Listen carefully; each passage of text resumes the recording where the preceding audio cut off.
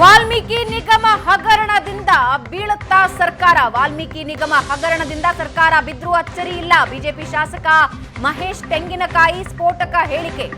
ಸಚಿವ ನಾಗೇಂದ್ರ ರಾಜೀನಾಮೆ ಕೊಟ್ರೆ ಸಾಲದು, ಸಿಎಂ ಸಿದ್ದರಾಮಯ್ಯ ರಾಜೀನಾಮೆ ಕೊಡೋ ಸ್ಥಿತಿ ಬರಲಿದೆ. ಇನ್ನು 5-6 ಮಂತ್ರಿಗಳು ರಾಜೀನಾಮೆ ಕೊಡಲಿದ್ದಾರೆ ಅಂದಿದ್ದಾರೆ. ಕರ್ನಾಟಕ ಸರ್ಕಾರದಲ್ಲಿ ಇವತ್ತು ನಾಗೇಂದ್ರ ಅವರು ಯಾಕೆ ರಾಜೀನಾಮೆ ಕೊಟ್ಟರಾಗಾದ್ರೆ? ಇವತ್ತು ನಾಗೇಂದ್ರ ಅವರು ರಾಜೀನಾಮೆ ನಿಲ್ಲಂಗಿಲ್ಲ. ನಾನು ಬಹಳ ಸ್ಪಷ್ಟವಾಗಿ ಇವತ್ತು ಹೇಳಕ್ಕೆ ಇಚ್ಛೆ ಪಡ್ತೀನಿ, ಸನ್ಮಾನ್ಯ ಮುಖ್ಯಮಂತ್ರಿಗಳೇ ಇದಕ್ಕೆ ರಾಜೀನಾಮೆ ಕೊಡಬೇಕಾದಂತ ಪರಿಸ್ಥಿತಿ ಬಂದಿದೆ ಈಗ. ಆ ಕಾರಣಕ್ಕಾಗಿ ನಾಗೇಂದ್ರ ಅವರನ್ನ ಮೊದಲೇ ಬಲಿ ಕೊಡತಕ್ಕಂಥ ಕೆಲಸವನ್ನು ಮುಖ್ಯಮಂತ್ರಿಗಳು ಮಾಡಿದ್ದಾರೆ.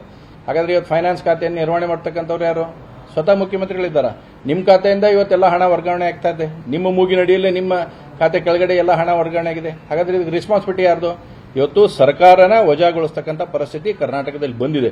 ಭ್ರಷ್ಟಾಚಾರ ಅಂತಕ್ಕಂಥದ್ದು ಹದ್ದು ಮೀರಿ ಹೋಗುವಂಥದ್ದಾಗಿದೆ. 40% ಅಲ್ಲ 60% ಸರ್ಕಾರ ಆಗಿ ಇವತ್ತು ಎದ್ದು ಕಾಣುವಂಥ ನಿಟ್ಟಿನಲ್ಲಿ ಆಗಿದೆ. ನನಗೆ ವಿಶ್ವಾಸ ಇದೆ, ಇವತ್ತು ತಮ್ಮ ಮುಖಾಂತರ ಬಹಳ ಸ್ಪಷ್ಟ ಆಗಿದ್ದೀನಿ, ಈ ಹಗರಣ ಏನು ವಾಲ್ಮೀಕಿ ಅಭಿವೃದ್ಧಿ ನಿಗಮದ ಹಗರಣ ಐತಿ, ಇದು ಸರ್ಕಾರಕ್ಕೆ ಉರುಳಾಗತ್ತೆ. ಸರ್ಕಾರ ಬಿದ್ದರೂ ಕೂಡ ಆಶ್ಚರ್ಯಪಡೋದಿಲ್ಲ ಅನ್ನೋದು ಸ್ಪಷ್ಟತೆ ಇದೆ. ಕಾಂಗ್ರೆಸ್ ಸರ್ಕಾರ ಮಾಡಿದೆ, ಸರ್ಕಾರ ಉರುಳಾಗುತ್ತಿದೆ.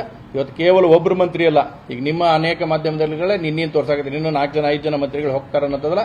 5 ಜನ ಮಂತ್ರಿ ಅಲ್ಲ, ಸನ್ಮಾನ್ಯ ಮುಖ್ಯಮಂತ್ರಿಯವರ ಇದಕ್ಕೆ ರಾಜೀನಾಮೆ ಕೊಡ್ತಕ್ಕಂಥ ಪ್ರಸಂಗ ಬಂದು ನಿಲ್ಲುತ್ತೆ. ಇದು ಸ್ಪಷ್ಟವಾಗಿರಲಿ.